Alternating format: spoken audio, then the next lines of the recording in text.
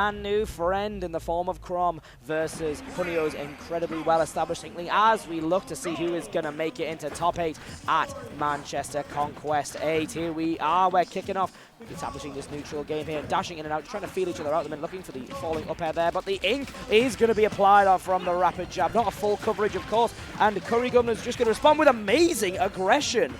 Yep, Chrom covered pink momentarily. If you thought there were too many blue-haired swordsmen in Fire Emblem, let's have a pink one instead.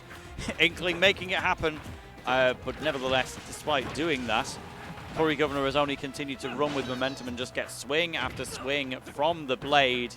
Center stage is so important in this game, as we know as well, and CurryGovernor completely holding it down. Goes for a ledge jump as well. Like CurryGovernor, he's not going to hide from the battle. He will always go in. Sometimes that might put him in a pesky situation, like that up throw up air from Hunio. But the danger can only swing one way in the end. Looking up the landing up air into that back air to put a percent lead back in CurryGovernor's favour. And here we go. CurryGovernor is looking to take the stock, going for the down throw, looking to catch a landing, but not quite finding it. You know those jab back airs are going to be looking pretty nice right about now, but they're drifting in. And back air, the neutral B not finding its mark. And the jabs at ledge, we saw it come out a little bit early, not finding its mark, unlike that back air, which is going to take this first stock off of Hunio. Yeah, that's the thing, because this gameplay on first stock, almost setting Hunio up to equalize straight away, but basically it is the 50-50 gamble when they've both committed to going aggressive on that first stock, not hiding away from danger. It's basically saying, okay, whoever plays better in this particular stock is going to have that lead, and then they can only continue to press advantage further. They both took that gamble. Hunio has managed to take the stock away now, but CurryGovernor has that little bit of extra credit and will only go in swinging even harder. Jab looking for that net to follow up. We've seen so many effective use of CurryGovernor's aerials here. We saw the landing up airs coming in very nicely, looking for the forward air into a follow-up down air. Pressure and shield pretty nicely as a result. But CurryGovernor, look at this, just waiting for the opportune moment and going in. Jab, reading it again, another jab, looking for the F smash off the jab, but not finding it. The jack air, the jab back air is coming out. You almost gave it a nickname there, but the F smash will do it instead. Knowing exactly where Hunio was going to be, I swing, you die. But the outer shield getting that 26% on just for catching an option on shield. There we go. Hunio is dialing up the aggression once again, hitting those big hits with the forward air after a up throw combination. But CurryGovernor is still looking to be in the lead here. Looking for a down air just to finish things quite decisively. I think Hunio is a player where with every Manchester Conquest she's come to, she's gotten a better result every single time. I remember some of the earlier Conquests when she was asking absolutely anyone for friendlies just to get practice in at all, but now one of the most revered players in Yorkshire and one of the most revered players in Conquest's winners bracket. This one obviously looking very favourable for CurryGovernor right now, but Hunio showing the means to say that the next game might be a different story. Getting a drag down, love that. Yeah. It was getting a little bit carried away there, saying, okay, I'm having a little bit of a good moment. I'll be satisfied maybe if I can at least take this extra stock to say game 2 will be different. Unfortunately, she pushed a little too hard and went straight into that soaring slash and said goodbye to game 1. We see the aggression that we talked about finally catching up to Hunio there, as it had, CurryGovernor previously, but catching up to Hunio with fatal consequences. That game 1 did go to CurryGovernor, able to recover as well, if we notice, with that dragging down up B as well, I should say. So let's see if things change in game 2. The aggression potentially dialed back, but I'm not expecting that too much. Both characters do like to go in and hold forward. Just obviously CurryGovernor is incredibly experienced with the use of a sword, not quite a Buster Sword size, but just enough to get some early percent. We see the up throw into the up air, equalizing things. Good air dodge from CurryGovernor to avoid the back air follow-up though. And that's the thing, because Curry was never like stereotyped for his swords or anything. You know, he went all of Smash 4 as a Fox player. Even when he tried Cloud in Smash 4, it didn't work, to be honest. He was never like categorized as a swordy kind of player. It just happens that with Ultimate Engine, characters like Cloud and Chrom are what works for him. And right now, it is working a little less than usual. Hunio with a lead. Taking it back to Pokemon Stadium 2. If we've seen this for Game 2, I don't think we're going to see the stage change at all. So it's purely going to come down to the players and their extremely aggressive swinging at each other. An F smash there, just raw, just go now, go for it, and you just jump into it. Not the case though. The up throw into the up air is going to almost double the percent that we see on CurryGovernor compared to Hunio. Going to create an F-throw. F-throw create a situation on ledge, I should say, but the back air is going to catch the forehand. Not quite killing yet, but very, very close. Looking for the ledge trump, but the back air, the back throw is going to find it. 100%! And there we go! We see a similar finish to this stock, and the taunt from CurryGovernor, confident that that recovery was just what he needed, equalizing what was pretty, up to that point, a pretty dire stock, equalizing things nicely, and doing it again! Just doing it! He's feeling himself, is CurryGovernor. No Mako needed. Just an incredible Chrom, incredible play there. If you're Honio, you do not want to let it happen to you again.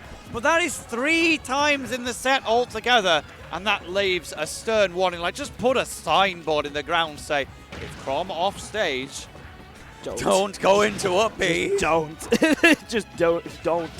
Go for it again. Okay. Sure enough, Curry making it a little bit different that time, thinking, okay, Honio's not going to fall for it a third time. I need to do this up B a little bit differently if it's going to work. Instead, takes himself out. But that's fine. Honio bringing herself back in, but it's already quite late. It was going so well, but when you go into 2 soaring slashes in 20 seconds, what do you expect us to say? And sure enough, we'll say something else. So there's the jab on shield, wants to go straight into the back air with it, but Honio actually just completely capitalizing. If she brings this one back, that would be incredible, but the back air was a little bit too much of a swing for her to deal with, and it's going to be 2-0 to CurryGovernor. Last chance if you want to stay in winners. 2-2 stocks to CurryGovernor's name here. Pokemon Team 2 likely going to be the pick once again, as we say.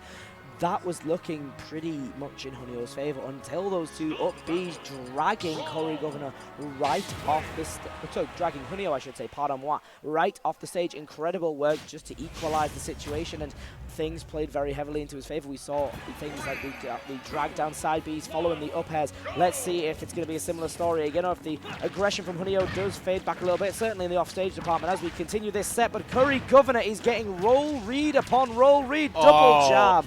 You know what you said at the start of this set? You said he wanted to main Chrom because it would allow him to be more expressive with his play. And what am I seeing right now? Nothing but pure expression. It's aggressive, it's in your face, but it's stylish. Curry dancing around Honio, jumping over to go straight back. Keep this string going. This is elegance from CurryGovernor, and Honio looking in a perilous spot. Answering back from disadvantage very well with that back air, but I'm basically waiting for the next swing at this point. Paint is been applied, the damage multiplier is on, not fully coating Chrom here, but we do see CurryGovernor spacing those aerials so amazingly on shield. That was what he was known for the Cloud, and here we see it coming out with the Chrom as well. Those skills are very transferable. Double grab with, and the jab into the back air. We see it there, taking the stock, 85% on CurryGovernor. It is still incredibly possible for Honio to get this, but you've got to watch Curry's aggression. Yeah, keeping it going. That was the thought in mind of, do I try and soaring slash for a 4th time? Surely not, right? But there's a jab lock instead from Honio. Goes for a read quite ambitiously. I would have thought that roller would be the play on there. Catch the roll away or the neutral get up in one go. But they're the Inkling player, not me, and that's why Honio, with her excellent forward smash, has brought things down to the second stock. Going to apply the paint with the neutral B. We saw it pushing away CurryGovernor before, using that to get away from an F smash. The up throw catching away from CurryGovernor, but the up air falling down again. That's such a great move, and we've seen CurryGovernor work it so well. Up, the jab into the net, not finding any follow up there though. Yep, so instead, actually turns the neutral air around, by the way, just to make sure it hits that a little bit more comfortably. That was an attempted mix-up from Honio to try and get the landing hitbox of up B, but CurryGovernor just absolutely saw it coming, parried and punished, and there goes the stock. Jab back air once again, tried and true Chrom and Roy, bread and butter technical attack, and here we go, we see it coming out here again to secure another stock. Things are looking pretty dire from Honio. CurryGovernor's not slowed down, waiting just to try and get that up air, but not finding it. Here we go, the up throw to the back air, looking for the back air. We saw that quad back air string maybe turn things in Honio's favor, not quite sending CurryGovernor off stage before. The jab is going to apply the paint once again, though. The bouncing slap bomb didn't quite get it. We all gasped. There you go, Curry tries it again, and why not if it's worked so well?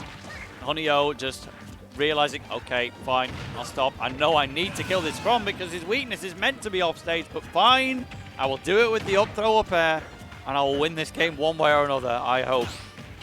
Big parry into the jab again, applying the damage. So things could turn around quite sharply here, given the fact that we've seen Hunio string so many great aerials, the nairs, the bears, the fairs into each other on stage. Lovely jab into the nair though, looking for the back air follow, but not finding it. Jab and nair again, taking up that percent, and then just a short hop back air, perfectly spaced to take out Hunio on that jump there from like CurryGovernor, make it a believer, not just out of me, but out of all of us.